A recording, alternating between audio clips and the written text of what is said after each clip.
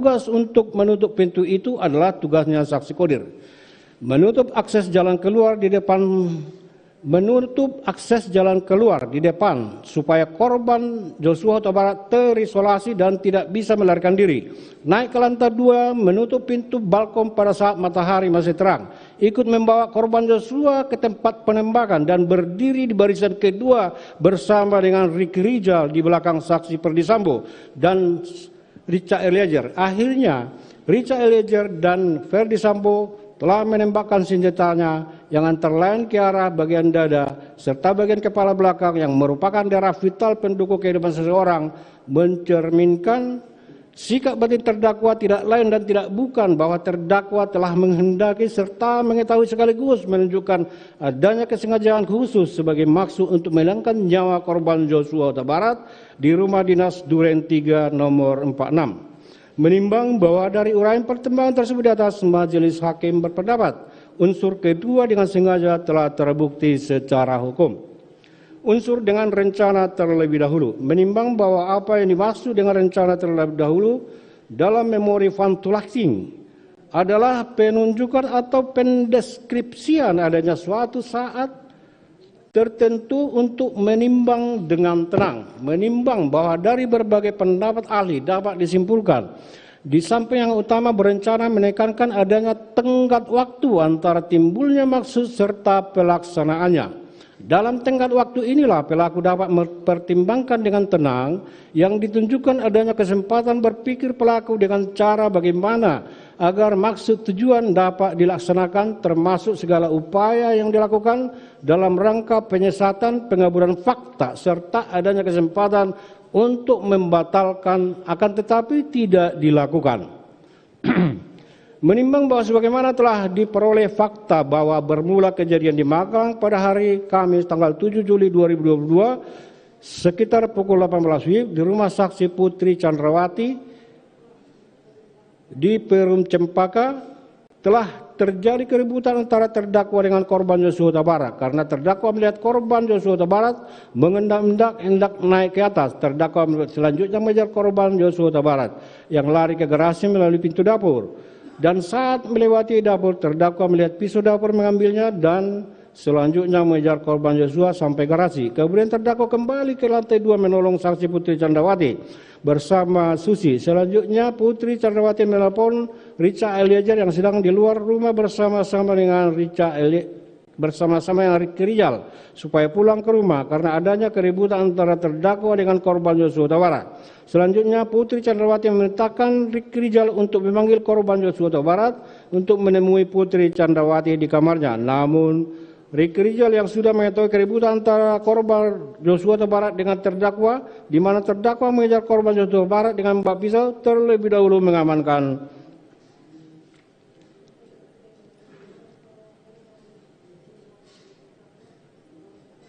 senjata korban Joshua Huta Barat yang berada di kamar ajudan lantai 1. Hal ini juga diketahui Richard Eliezer. Senjata milik korban Joshua jenis HR dan senjata laras panjang Steyr kepada Putri Chandrawati supaya melaporkan kejadian tersebut kepada saksi Perdi Sambo dengan mengatakan supaya jangan sampai ada duri dalam rumah tangga. Hal mana jika dihubungkan dengan keterangan saksi Pera Simanjuntak dalam keterangannya sewaktu berkomunikasi melalui telepon dengan saksi korban Joshua Huta Barat bahwa korban Joshua Huta Barat menyatakan dirinya dituduh membuat saksi Putri Chandrawati sakit. Terus korban bercerita lebih lanjut bahwa skuad di sini dalam kurung Magelang mengancam korban Joshua Huta Barat, di mana saat itu korban Huta Barat sangat ketakutan sehingga suaranya berbisik-bisik saat berkomunikasi. Saat ditanya lebih lanjut diancam bagaimana, korban Joshua Huta Barat menerangkan bahwa jika dirinya berani naik ke atas maka akan dibunuh oleh siapa? Oleh skuad di sini.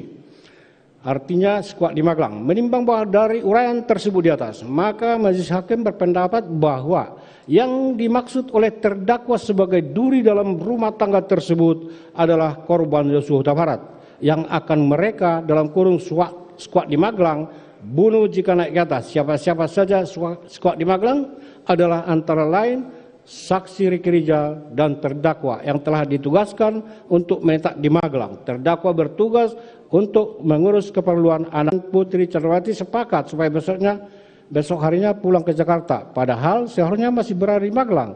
Ikut pula ke Jakarta adalah terdakwa yang mengemudikan mobil, Putri Chandrawati, Ricky Rijal, dan Susi. Sementara di mobil yang lain adalah korban Joshua Huta Barat dan Ricky Rijal yang mengemudikan mobil, di mana dalam perjalanan pulang tersebut terdakwa juga membawa pisau yang digunakan untuk mengejar korban Joshua Huta Barat yang dimasukkan ke dalam tas selempang untuk berjaga-jaga, mana tahu korban Joshua mulai dari Magelang yang dikejar oleh terdakwa dengan pisau. Kelihatan sekali korban Joshua Huta Barat sudah pasrah mengikuti apa yang Putri Chandrawati CS lakukan tanpa perlawanan. Bahkan tidak berdaya ketika dijauhkan dari senjata HS miliknya serta dipisahkan dalam mobil yang berbeda dengan Putri Chandrawati yang justru seharusnya korban Joshua Huta Barat kawal sampai di rumah saguling. Bahkan ketika berangkat ke Duren 3 dalam satu mobil dengan Putri Chandrawati, nampak korban Joshua Huta Barat sebagai karuga hanya menunggu dan mengikuti saja tanpa menunjukkan peranan apa-apa. Menimbang bahwa selanjutnya Putri Chandrawati mengajak terdakwa yang memang loyal dan mempunyai tingkat kepatuhan yang sangat tinggi kepada keluarga saksi Ferdy Sambo dan juga menyuruh Richard Eliezer untuk membawa dan mengamankan senjata Steyr tersebut ke dalam lemari penyimpanan senjata di lantai 3 dan menemui Ferdy Sambo di lantai 3 rumah saguling untuk menceritakan kepada Ferdy Sambo adanya pelecehan sedemikian rupa sehingga Ferdy Sambo mendengar apa yang disampaikan oleh Putri Chandrawati yang mengakibatkan Ferdy Sambo terguncang emosi, marah, geram, menangis, mengepalkan tangannya, akhirnya menghubungi Ricky Rijal dan Richard Eliezer untuk melakukan penembakan terhadap korban Joshua Huta Barat. Pembicaraan mana telah didengar dan dihadiri oleh saksi Chandrawati Putri. Bahkan ketika Richard Eliezer menambah peluru ke dalam magasinnya atas perintah Ferdy Sambo tanpa adanya penolakan, padahal pembicaraan menghilangkan nyawa korban Huta Barat merupakan akibat dari cerita Putri Chandrawati kepada Ferdy Sambo, suaminya. Untuk itu kehadiran serta sikap yang demikian diketahui Putri Chandrawati juga menghendaki atas apa yang dilakukan terhadap korban Joshua Huta Barat dan menunjukkan pula maksud menghilangkan nyawa korban Joshua Huta Barat dilakukan di rumah saguling lantai 3. Menimbang bahwa untuk isoman di Duren 3 hanyalah merupakan alasan belaka karena Susi yang sudah PCR di rumah saguling justru tidak diajak, malahan tinggal di rumah saguling. Sementara Ricky Rijal dan terdakwa yang tidak melakukan PCR di rumah saguling malah diajak, padahal keduanya tidak melakukan PCR karena akan segera kembali ke Magelang setelah tugasnya mengantarkan Putri Chandrawati selesai. Menimbang bahwa setelah tiba di Duren 3 dengan menggunakan mobil Lexus RX, masuk ke rumah adalah Putri Chandrawati, terdakwa serta Richard Eliezer, sedangkan Ricky Rijal tidak ikut masuk, begitu juga korban Joshua Huta Barat. Ricky Rijal yang sudah mengetahui terampasnya korban Joshua Huta Barat tetap di garasi untuk mengawasi keberadaan Joshua Huta Barat yang berada di halaman belakang rumah. Sementara terdakwa ikut membantu mengantarkan barang-barang milik saksi Putri Chandrawati hingga depan pintu kamar yang berada di lantai 1. Selanjutnya terdakwa tanpa ada yang mengomando langsung menutup pintu rumah bagian depan dan juga menutup akses jalan keluar di depan. Hal tersebut tentu untuk mencegah jangan sampai korban Joshua Huta Barat lari. Tindakan terdakwa tersebut bukanlah suatu kebetulan karena tugas untuk menutup pintu dan balkon lantai 2 di rumah Duren 3 setiap harinya adalah pekerjaan saksi Diryanto sebagai asisten rumah tangga, di mana sebelumnya saksi Diryanto sudah melaporkan kepada terdakwa bahwa rumah Duren 3 telah dibersihkan. Menimbang bahwa Ferdy Sambo yang sudah mengetahui keberadaan korban Joshua Huta Barat yang berada di rumah Duren 3 lalu bergerak dari rumah saguling dengan disopiri oleh Prajogi Iftara didampingi oleh saksi Ajan Romer. Tidak berapa lama kemudian Ferdy Sambo berpura-pura menerima telepon dari seseorang dan bertanya ada apa dengan ibu, seolah-olah terjadi sesuatu dengan Putri Chandrawati. Selanjutnya Ferdy Sambo menyuruh mobil berhenti dan memundurkan mobil. Selanjutnya Ferdy Sambo turun dari mobil supaya tidak mencurigakan. Saat turun senjata HS yang dibawanya jatuh dan terlihat oleh Ajan Romer. Kemudian Ferdy Sambo masuk rumah dan bertemu terdakwa. Selanjutnya Ferdy Sambo menyuruh terdakwa memanggil korban Joshua Huta Barat. Terdakwa melalui Ricky Rijal memanggil korban, menceritakan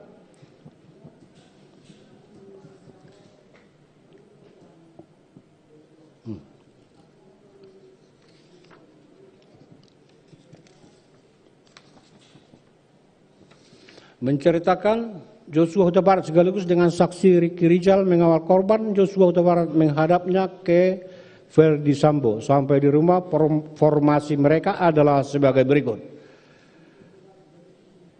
Ricky Rizal berada sejajar dengan terdakwa. Sementara di depan ada Richard Eliezer dan Verdi Sambo. Sementara Putri Candrawati berada di kamar yang tidak jauh dari mereka.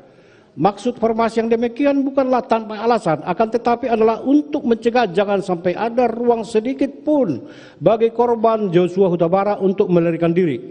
Selanjutnya, saksi Verdi Sambo memegang tengkuk korban Joshua Huta Barat dan menghadapkannya di depan sehingga posisinya adalah korban Joshua Huta Barat berhadapan langsung dengan mereka berempat. Verdi Sambo memerintahkan korban Joshua Huta Barat yang sudah terdesak itu untuk jongkok. Korban setengah jongkok seraya mengangkat kedua tangannya yang disertai ketakutan, mundur sedikit dan bertanya, apa yang terjadi?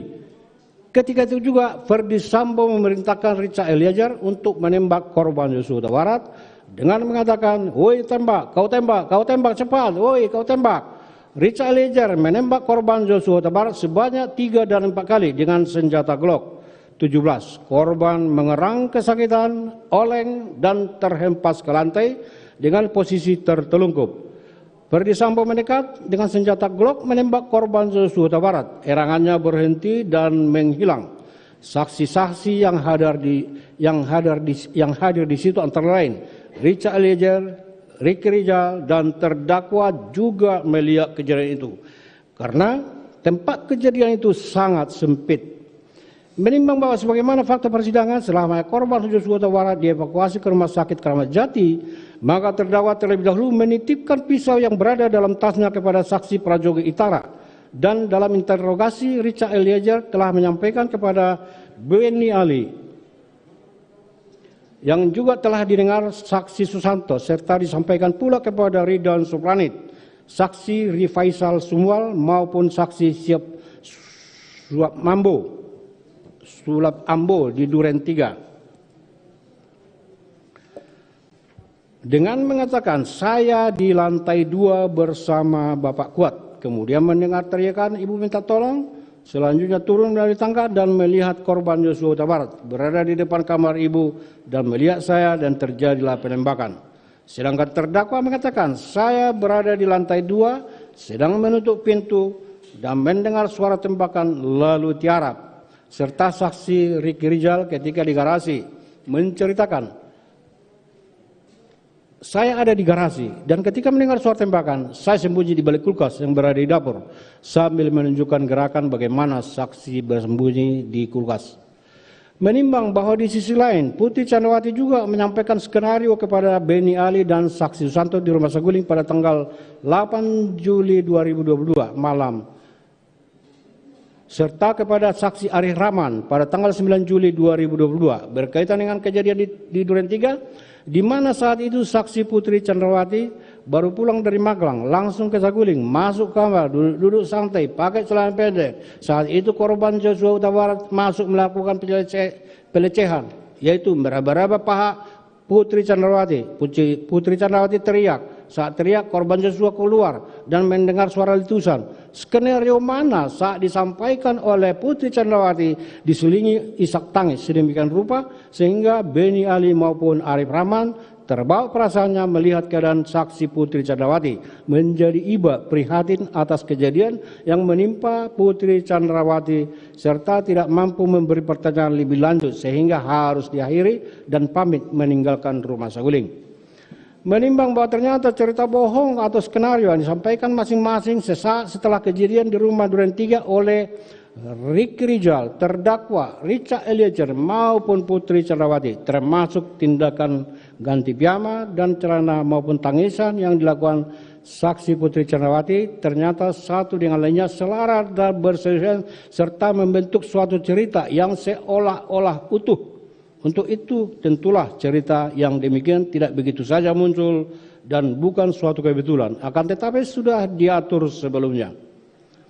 Menimbang bahwa untuk itu skenario yang disampaikan oleh Ricky Rizal, terdakwa maupun Putri Candrawati sesaat setelah kejadian telah menunjukkan skenario tersebut sudah ada seluruh korban Joshua Huta Barat ditembak, dan dapat dipastikan skenario dalam kurung cerita bohong dibuat di rumah Saguling, tepatnya di lantai 3. Hal mana selaras dan sesuai dengan keterangan Richard Eliezer bahwa saksi Ferdy Sambo telah menyampaikan skenario secara berulang-ulang kepadanya di rumah Saguling lantai 3. Menimbang bahwa berdasarkan seluruh pertimbangan di atas telah dapat diketahui timbulnya maksud menghilangkan nyawa korban Joshua Huta Barat dilakukan di Saguling dari rangkaian perbuatan terdakwa sejak ikut pulang ke Jakarta, terdakwa yang mengemudikan mobil, padahal seharusnya terdakwa harus tinggal di Magelang, di mana dalam perjalanan pulang tersebut terdakwa juga membawa pisau yang digunakan untuk menjaga korban Joshua Huta Barat yang dimasukkan ke dalam tas selempang akibat keributan di belakang.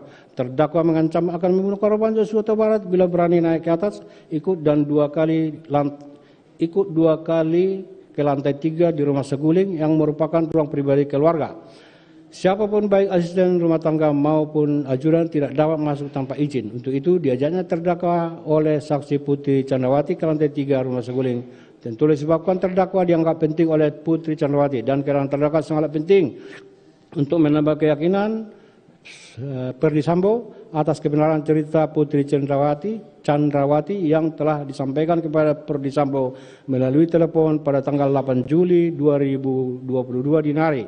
Apalagi terdakwa telah mengatakan sebelumnya kepada saksi Putri Chandrawati Magang, ibu harus lapor bapak biar di rumah ini tidak ada duri dalam rumah tangga. Bahkan terdakwa telah mengajar korban Joshua dengan menggunakan pisau. Selanjutnya ikut ke rumah Duren 3 mantar saksi Putri Chandrawati, padahal terdakwa tidak ikut PCR, masuk ke dalam rumah dan tanpa dikomando langsung menutup pintu rumah bagian depan untuk menutup jalan keluar bagi korban Joshua Huta Barat.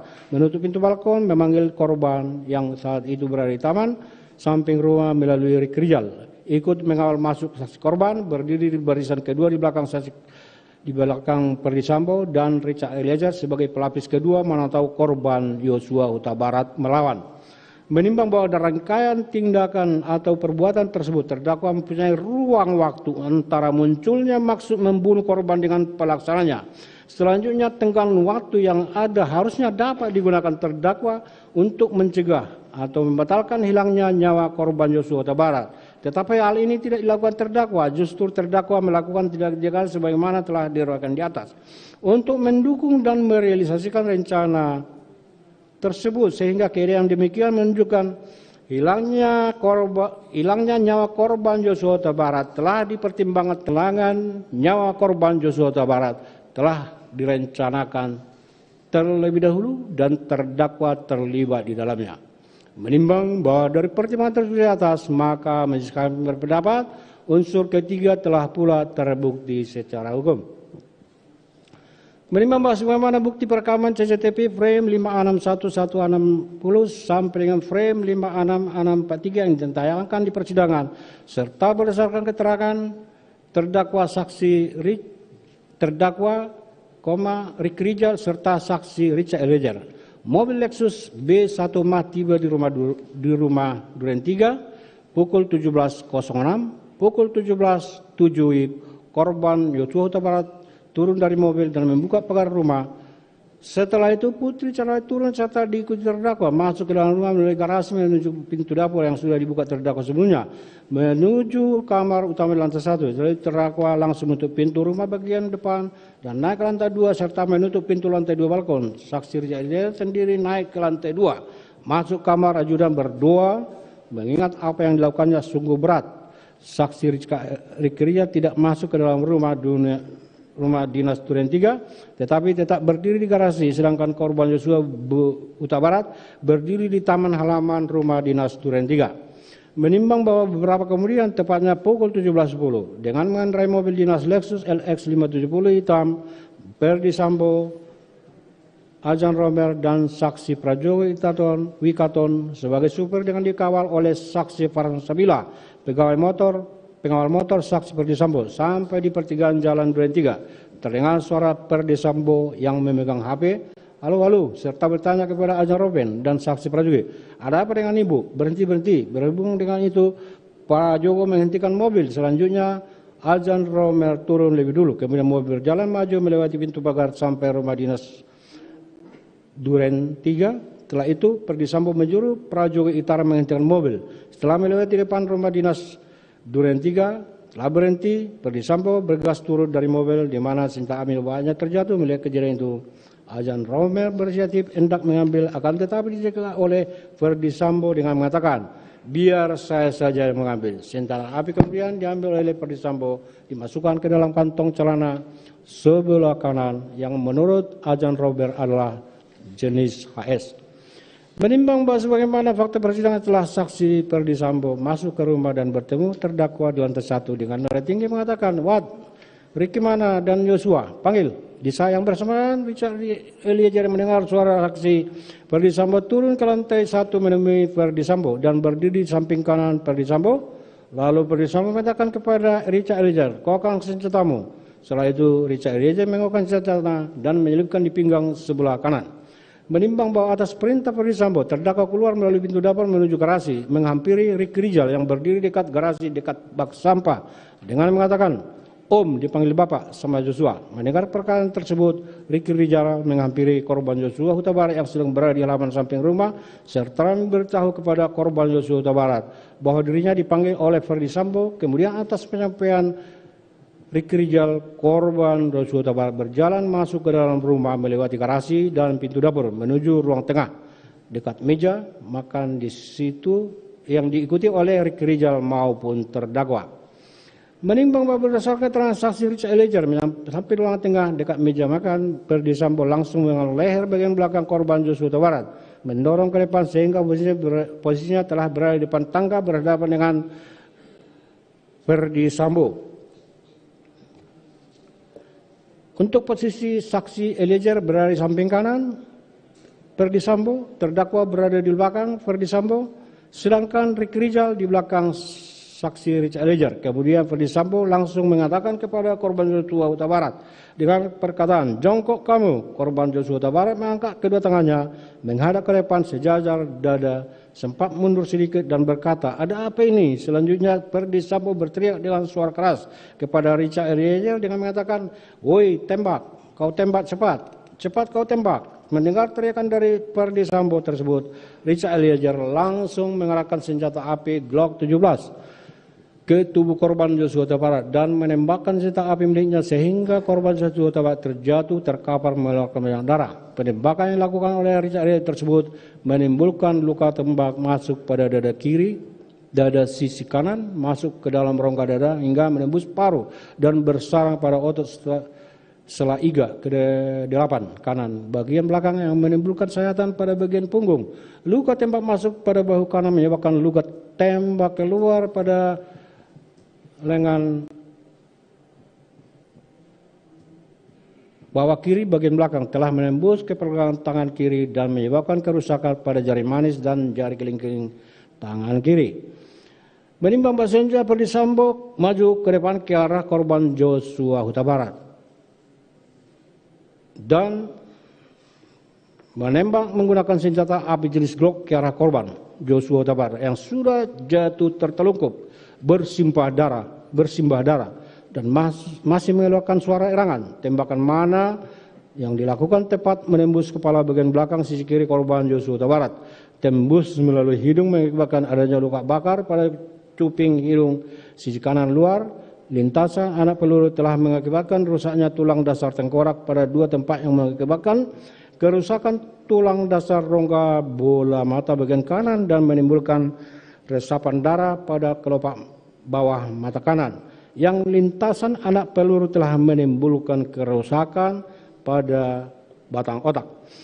Menimbang bahwa kedua tembakan yang dilakukan oleh Richard Eliezer dan Ferdi Sambo di daerah yang fatal itulah yang menyebabkan korban Nofriansah Joshua Huta Barat meninggal dunia sebagaimana visum et repertum nomor R/082-H/7/2022 tanggal 14 Juli 2022 yang ditandatangani oleh Dr. Farah P. Karau SPM dan Dr. Asri M. Pralebda SPM, dokter spesialis forensik dan mediko-legal pada Rumah Sakit Bayangkara tingkat 1 Pusdokep Polri yang telah menyimpulkan bahwa sebab matinya korban Joshua Huta Barat adalah akibat kekerasan senjata api di daerah dada yang menembus paru, kekerasan senjata api pada bagian kepala secara tersendiri juga bersifat fatal dan dapat menyebabkan kematian. Menimbang bahwa dengan demikian apa yang menjadi tujuan maksud terdakwa yang telah direncanakan terlebih dahulu tercapai, yaitu merampas akan menghilangkan nyawa korban Joshua Huta Barat di rumah dinas Duren 3 nomor 46 tercapai. Menimbang bahwa berdasarkan pertimbangan tersebut di atas, unsur keempat ini pun telah terbukti. Unsur kelima, melakukan, menyuruh lakukan atau turut melakukan. Menimbang bahwa dikatakan meeting of mind garis miring kesamaan kehendak antara pelaku satu dengan pelaku lainnya sesuai perannya masing-masing, bukan berarti harus adanya pertemuan rapat bersama dan bersepakat menghilangkan nyawa korban. Akan tetapi dengan para pelaku sesuai dengan perannya masing-masing memiliki maksud dan tujuan yang sama. Dalam hal ini adalah meninggalnya korban dipandang sebagai adanya meeting of mind. Menimbang bahwa sebagaimana fakta persidangan di rumah Saguling 3, saksi Perdi Sambo, Putri Chandrawati, Richard Eliezer, Ricky Rijal, serta terdakwa telah mengetahui korban Joshua akan dihilangkan nyawanya di rumah Duren 3 dan telah ternyata benar akhirnya korban Joshua meninggal dunia akibat perbuatan para saksi dan terdakwa tersebut yang masing-masing mempunyai peran. Menimbang bahwa untuk terdakwa perannya sudah dimulai dan diketahui sejak adanya pembicaraan dan pertemuan antara Ferdi Sambo ketika diajak ke lantai 3 oleh Putri Chandrawati dihubungkan dengan kejadian di Magelang. Dalam hal ini terdakwa sudah tidak suka kepada korban Joshua Huta Barat. Ditindaklanjuti terdakwa yang ikut berangkat ke rumah dinas Duren 3 bersama satu mobil Lexus B1 Mah dengan Putri Chandrawati, saksi Richard Eliezer, korban Joshua Huta Barat yang disopiri oleh Ricky Rijal dengan alasan isolasi, padahal terdakwa tidak ikut PCR dan harus segera pulang ke Magelang. Sesampai di rumah dinas Duren 3, terdakwa tanpa dikomando telah pula naik ke lantai 2, menutup gorden dan pintu serta turun ke lantai 1 dengan melakukan hal yang sama. Yang maksudnya tentulah untuk mengamankan situasi agar apa yang terjadi di rumah dinas Duren 3 tidak diketahui orang luar, setidak-tidaknya tidak mencurigakan. Apalagi telah ternyata saksi Dewanto menyampaikan kepada terdakwa bahwa rumah Duren 3 sudah bersih dan siap digunakan, yang menunjukkan terdakwa berperan dalam menyiapkan tempat serta mengamankan situasi dilaksanakan menghilangkannya korban Joshua Huta Barat. Memanggil korban Joshua Huta Barat yang saat itu berada di taman samping rumah melalui Ricky Rijal. Ikut mengawal masuk saksi korban, berdiri di baris kedua di belakang saksi Perdi Sambo dan saksi Richard Eliezer. Sebagai pelapis kedua, mana tahu korban Joshua Huta Barat melawan hingga terjadi penembakan yang dilakukan oleh Richard Eliezer dan Perdi Sambo. Menimbang bahwa selanjutnya Ricky Rijal juga sudah mengetahui korban Joshua Huta Barat akan dihilangkan nyawanya sejak dari rumah Saguling, di mana Ricky Rijal telah dipanggil Ferdi Sambo melalui HT dan setelah bertemu di lantai 3, Ferdi Sambo telah menyampaikan permintaan Ferdi Sambo kepada Ricky Rijal untuk membackup serta menembak korban Joshua Huta Barat apabila melawan. Yang dijawab Ricky Rijal tidak berani karena tidak kuat mentalnya. Menimbang bahwa jawaban Ricky Rijal yang mengatakan tidak berani karena tidak kuat mentalnya, menurut Imam Majelis bukan berarti Ricky Rijal tidak mengendaki agar korban Joshua Huta Barat meninggal dunia. Hanya tidak berani dan tidak kuat mentalnya apabila dilakukan oleh Ricky Rijal sendiri. Terbukti ketika diperintah Perdi Sambo memanggil Richard Eliezer, Ricky Rijal memanggil tanpa memberitahukan apa yang telah disampaikan Perdi Sambo kepada Richard Eliezer.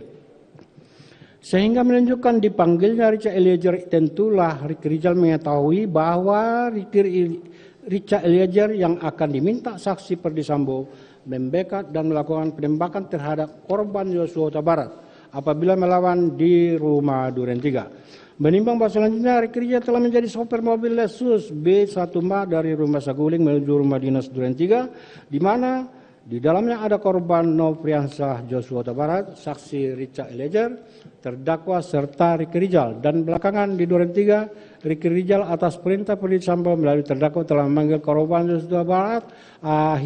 Sehingga akhirnya peristiwa penembakan atas korban Joshua Huta Barat oleh saksi Richard Eliezer dan Ferdy Sambo terjadi.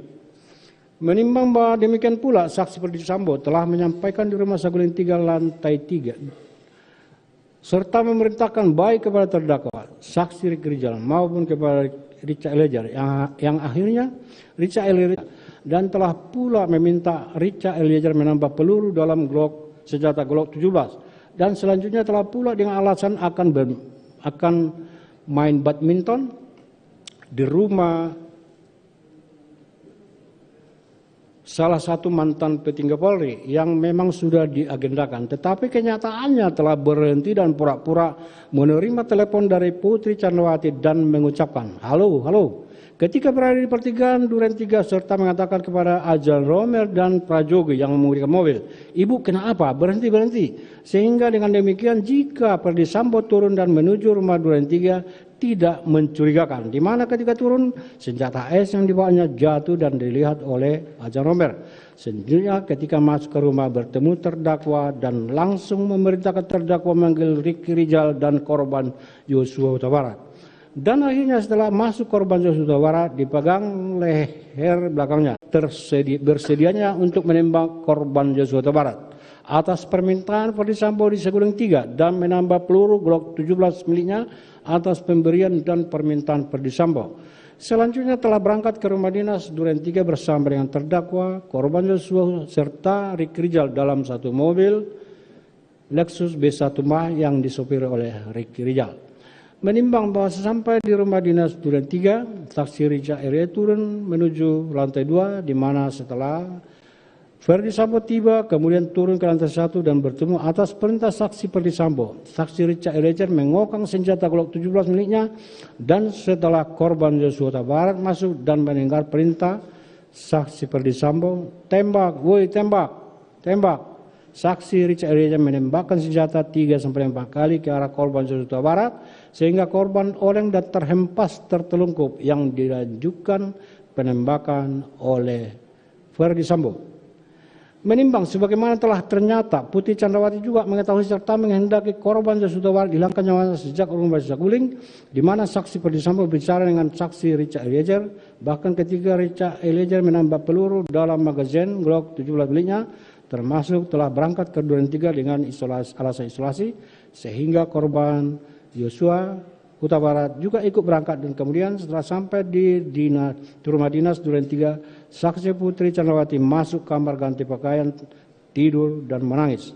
Padahal tindakan tersebut saksi Putri Candrawati lakukan hanyalah pura-pura belaka menunggu korban Joshua Huta Barat dihilangkan nyawanya. Menimbang bahwa mengenai keterangan Putri Candrawati yang menyatakan tidak mengetahui apa yang terjadi karena saksi Putri Candrawati di kamar sangat bertentangan dengan akal sehat karena sahurnya meskipun di kamar saksi Putri Candrawati mendengar teriakan suaminya Ferdy Sambo yang ditujukan kepada korban Joshua Huta Barat dan setelah teriakan terdengar suara tembakan, tentulah Putri Candrawati telah menyadari setidak-tidaknya mengetahui suara tembakan dari senjata saksi Richard Eliezer. Mengingat dari rumah Saguling sudah dikondisikan bahwa Richard Eliezer yang akan melakukan pembunuhan sehingga dengan seolah-olah Putri Candrawati tidak mengetahui apa yang terjadi. Padahal suara tembakan dalam rumah sangat keras. Sebaliknya Putri Candrawati tidak berusaha ingin tahu apa yang terjadi. Setelah adanya suara tembakan justru menunjukkan peran Putri Candrawati berkaitan dengan dirampasnya nyawa korban Joshua Huta Barat. Menimbang bahwa dari fakta-fakta yang terungkap di persidangan, ternyata menurut yang diskenariokan, keberadaan masing-masing saat terjadi penembakan yang dilakukan adalah sebagai berikut. Bahwa posisi Richard Eliezer berada di tangga hendak turun dan menembak dengan korban Joshua Huta Barat. Dalam kurung, padahal senjata korban Joshua Huta Barat sudah diamankan sejak dari Magelang. Dalam kejadian tembak-menembak tersebut, korban Joshua Huta Barat meninggal kena beberapa tembakan. Sementara saksi Richard Eliezer tidak mengalami luka sedikit pun. Bahwa posisi terdakwa berada di lantai 2 dan mendengar tembakan. Terdakwa tiarap, artinya terdakwa tidak melihat kejadian tembak-menembak tersebut. Bahwa saksi Ricky Rizal berada di garasi dan saat mendengar tembakan ketakutan lalu bersembunyi di balik kulkas. Kasus ini tentulah yang paling bertanggung jawab atas peristiwa tersebut adalah saksi Richard Eliezer.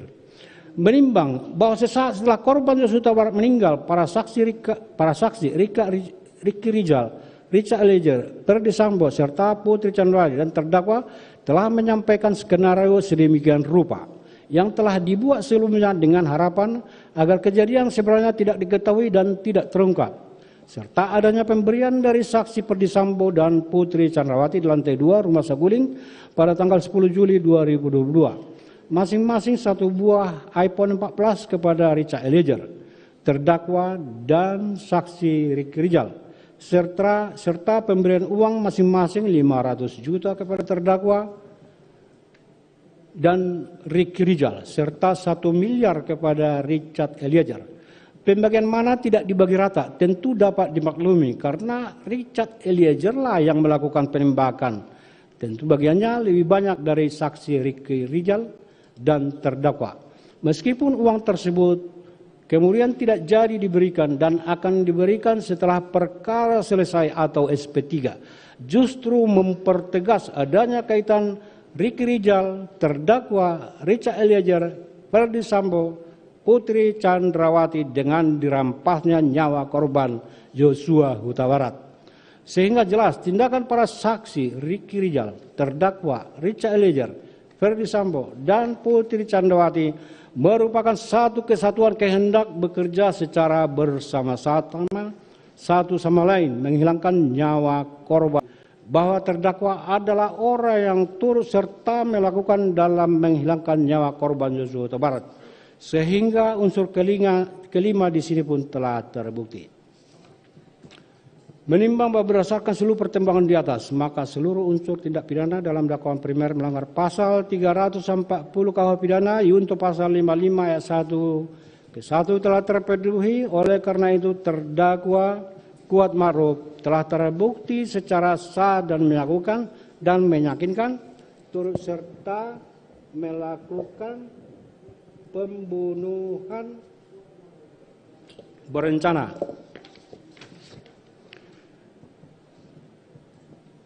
Menimbang bahwa dengan telah terbuktinya terdakwa melakukan tindak pidana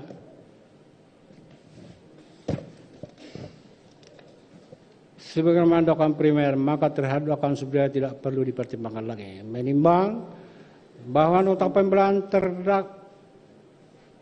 penasihat hukum terdakwa yang pada pokoknya menyatakan bahwa unsur dengan sengaja dan direncanakan terlebih dahulu turut serta secara bersama-sama terdakwa Kuat Ma'ruf dari segala dakwaan atau setidak-tidaknya dinyatakan lepas dari tuntutan. Menimbang bahwa terhadap nota pembelaan tersebut majelis hakim telah mempertimbangkannya secara lengkap dalam menguraikan unsur-unsur tindak pidana yang telah dilakukan terdakwa sebagaimana tersebut di atas, sehingga majelis hakim berpendapat bahwa nota pembelaan penasihat hukum terdakwa tersebut dikesampingkan dan tidak dapat dipertimbangkan dalam pembuktian perkara ini. Menimbang bahwa berdasarkan pertimbangan di atas, maka tidak ditemukan adanya alasan pembenaran maupun alasan pemaaf harus diperintahkan tetap berada dalam tahanan. Menimbang bahwa terhadap barang bukti sebagaimana daftar bukti mengingat masih diperlukan sebagai bukti dalam perkara lain, maka barang bukti tersebut ditetapkan untuk dijadikan bukti dalam perkara lain tersebut. Menimbang bahwa sebelum menjatuhkan putusan perlu dipertimbangkan hal-hal yang memberatkan dan meringankan, hal-hal yang memberatkan terdakwa tidak sopan di persidangan. Terdakwa berbelit-belit dan tidak berterus terang dalam memberikan keterangan di persidangan sehingga sangat menyulitkan jalannya persidangan. Terdakwa tidak mengaku bersalah dan justru memposisikan dirinya orang yang tidak tahu menahu dengan perkara ini. Terdakwa tidak memperlihatkan rasa penyesalan dalam setiap persidangan. Hal-hal yang meringankan terdakwa masih mempunyai tanggungan keluarga. Menimbang bahwa terdakwa jatuh pidana, maka harus dibanding pula untuk membayar biaya perkara, memperhatikan pasal 340 KUH pidana junto pasal 55 ayat 1 ke 1 KUH pidana dan Undang-Undang Nomor 8 Tahun 1981 tentang hukum acara pidana serta peraturan lain yang bersangkutan.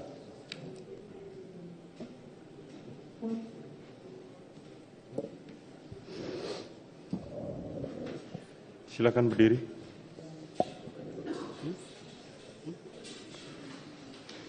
Mengadili. 1. Menyatakan terdakwa atas nama Kuat Ma'ruf telah terbukti secara sah dan meyakinkan bersalah melakukan tindak pidana turut serta melakukan tindak pidana pembunuhan berencana. Menjatuhkan pidana terhadap terdakwa Kuat Ma'ruf dengan pidana penjara selama 15 tahun. 3. Menyatakan bahwa pidana tersebut akan dikurangi dengan lamanya terdakwa berada dalam tahanan. 4. Memerintahkan terdakwa tetap dalam tahanan. 5. Menyatakan barang bukti tetap